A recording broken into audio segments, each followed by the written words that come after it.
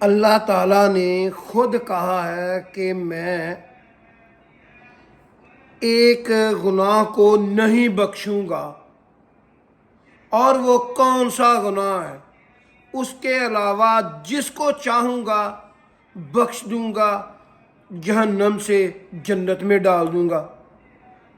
بسم اللہ الرحمن الرحیم، لاکھوں کروڑوں درود و سلام نبی کریم صلی اللہ علیہ وآلہ وسلم پر۔ اللہ تعالیٰ نے خود ارشاد فرمایا ہے کہ میں ایک گناہ کو کبھی نہیں بخشوں گا، اور وہ یہ گناہ ہے شرک کرنا، اللہ کے ساتھ کسی کو شریک کرنا، اللہ کے ساتھ کسی کو ملا دینا، اللہ کے برابر کسی سے مدد طلب کرنا، اس کو شرک کہتے ہیں۔ اور اسی کی ڈیفینیشن مفسر القرآن ڈاکٹر اسرار احمد صاحب بیان کر رہے ہیں، کسی پر تنقید نہیں ہے۔ میں معذرت کے ساتھ عرض کروں گا اگر کسی کے جذبات کو ٹھیس پہنچے، آپ شیخ عبد القادر جیلانی رحمۃ اللہ علیہ کو نہیں پکار سکتے، محمد رسول اللہ کو نہیں پکار سکتے، اور واقعہ یہ ہے کہ محمد رسول اللہ کو تو پکارا بھی نہیں جاتا، پکارتے لوگ ہیں زیادہ حضرت علی کو، یا علی مدد، شرک۔ دیکھیے سب سے بات نکتے کی بتا دوں آپ کو، فرشتے کو تو ہم مانتے ہیں نا، حضرت شیخ عبد القادر جیلانی رحمۃ اللہ علیہ کی روح ہے یا نہیں ہے، سنتی ہے نہیں ہے، حاضر ہے کہ نہیں ہے، ناظر ہے کہ نہیں ہے، 100 اختلاف ہو جائیں گے، اختلافات کی تو گنجائش ہے نا۔ فرشتہ ہے یا نہیں ہے؟ وہ تو فرشتہ تو ہے، آپ کے دونوں کندھوں پہ بیٹھا ہوا ہے، کرامن کاتبین ہے کہ نہیں ہے؟ یرسل علیکم حفظہ، آپ کے جو باڈی گارڈ اللہ فرشتہ نہیں بھیجتا، لیکن آپ فرشتے سے بھی نہیں کہہ سکتے کہ میرا یہ کام کرو۔ فرشتے کے وجود پہ تو کوئی شک نہیں ہے، یا جبرائیل میرا یہ کام کرو، قطعاً نہیں، غلط، شرک۔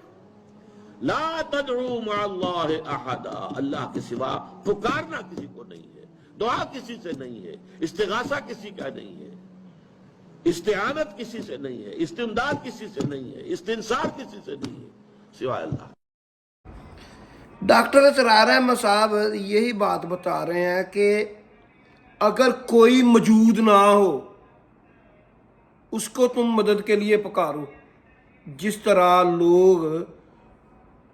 کسی اولیاء اللہ کو اس کے دنیا سے چلے جانے کے بعد پکارتے ہیں، یہ شرک ہے، کیونکہ اللہ ہر چیز پر قادر ہے، کیونکہ اللہ تعالیٰ نے قرآن مجید میں کہہ دیا ہے تبارک الذی بیدہ الملک وہو علی کل شیء قدیر، میرا نام برکت والا ہے اور میں ہر چیز پر قادر ہوں۔ اللہ تعالیٰ قیامت والے دن شرک کو معاف نہیں کرے گا۔ شرک کے علاوہ اللہ کہتا ہے جو بھی گناہ ہوگا میری مرضی ہوگی میں اسے معاف کر دوں گا، شرک معاف نہیں کروں گا۔ شرک کسی قسم کا بھی ہو، شرک کی اقسام بہت زیادہ ہیں، کئی مرتبہ انسان کو خود پتہ نہیں چلتا کہ وہ شرک کر رہا ہے، کیونکہ شرک کی مثال ایسے ہے جیسے کالے کپڑے پر کوئی کالی چونٹی چل رہی ہو۔ اس لیے کلمے کا ذکر کرتے رہیں اور شرک سے بچنے کی کوشش کرتے رہیں، اللہ تعالیٰ سے دعا کریں کہ اللہ ایمان کے ساتھ دنیا سے لے جائے، کیونکہ جب انسان جہنم میں چلا جائے گا وہ اپنے گناہ کی سزا بھگت کر، اگر اس نے شرک نہیں کیا ہوگا وہ اس کو باہر نکال لیا جائے گا، پھر جنت میں بھیج دیا جائے گا ہمیشہ ہمیشہ کے لیے۔ ایسی اچھی اچھی ویڈیو دیکھنے کے لیے میرا چینل ضرب الاسلام سبسکرائب کر لیں، بیل آئیکن کے نشان کو آن کر لیں تاکہ میری لیٹسٹ ویڈیو آپ کو وقت پر مل سکے۔